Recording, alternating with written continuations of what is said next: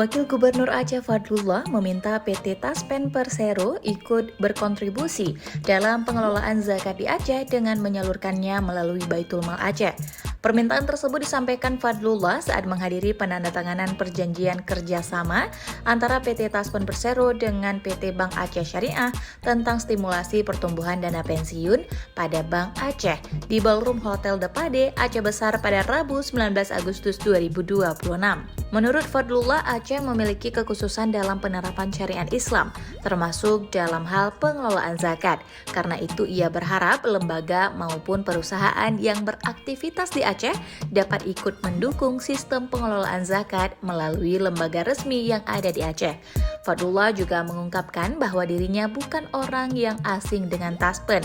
Saat masih bertugas sebagai anggota DPR RI, ia mengatakan salah satu tugasnya termasuk mengawal dan mengawasi kinerja lembaga tersebut.